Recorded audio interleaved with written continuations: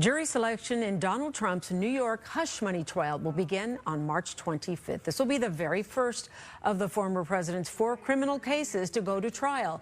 Manhattan DA Alvin Bragg last year charged Trump with falsifying business records stemming from hush money payouts. Trump and his legal team deny any wrongdoing. In the meantime, in Atlanta, a judge is hearing arguments over whether to disqualify District Attorney Fani Willis from leading the Georgia election interference case against Trump. She is accused of lying about a romantic relationship with the prosecutor she hired. Attorney Nathan Wade and DA Willis say their relationship started only after Wade was hired in November 2021. And now a former co-worker of Willis is saying the opposite. Are you certain that Ms. Willis told you about the romantic relationship with Mr. Wade prior to November 1st of 2021? Yes. And did you observe them do things that are common among people having a romantic relationship? Yes. Such as, can you give us an example? Hugging, kissing. Just affection. No, ma'am. Miss Willis is a very, as am I, we're private people. Not, our relationship wasn't a secret. It was just private. Professor Stephen Caliendo has been watching the proceedings in Georgia. He joins us now. Good afternoon, Professor. Thanks for being here with us, as always. Gotta say, the testimony today was quite dramatic. Willis calling defense attorneys liars on multiple occasions. If you can, break down for us what came out of the courtroom today. Well, we're not done. It's still going on, and this is really, honestly, it feels like if it was a Lifetime movie that I was watching, I wouldn't believe it, that it was true. Because what we're talking about here is a personal relationship, and it's very difficult, of course, for these folks to have these conversations. I don't think I have to share with the viewers any news that when people have affairs, they lie about them.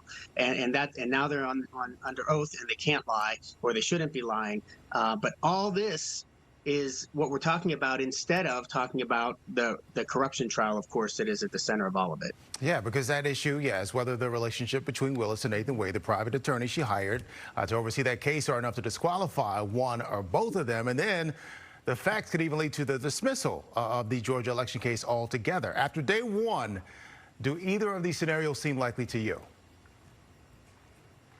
Well, it's hard to read the judge, but I have to say that he seems frustrated at times with both sets of attorneys. When I say both sets, because there's so many attorneys asking questions. Remember, this is a very complicated RICO trial, so there are lots of defendants, and so each of them has lawyers there, and so that's making things very complicated.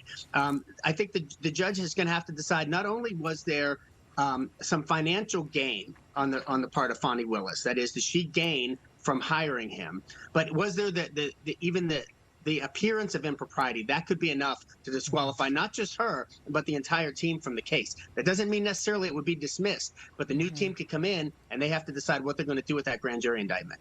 Okay, Fani Willis was very strong in her own defense, correcting the defense attorneys on numerous occasions. Let's just listen a little bit to what she had to say at one point.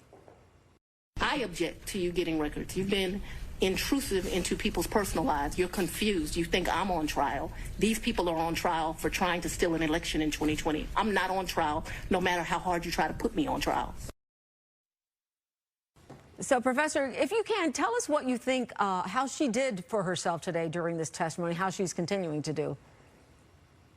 I think that was early on in the testimony, and I think she was very strong in those moments where she was sort of saying this is a distraction, and essentially what she was arguing there was this is an attempt by the defense attorneys to muddy the water, to say, yeah, we're accused of doing stuff, but really you did some stuff too, and that's not good. Nobody's stuff's good, so maybe we should just forget the whole thing. Later on, as she's gotten more tired and as she's sort of had more specific questioning about the relationship, she's got herself tied up in a couple of different spots.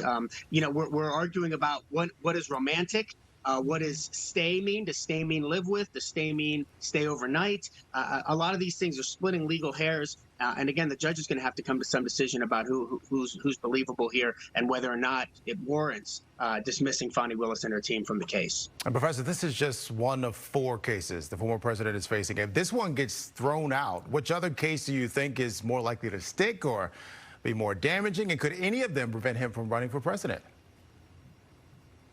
Well, I mean, nobody can really prevent him from running for president. The Constitution doesn't disqualify a convicted felon from being president of the United States.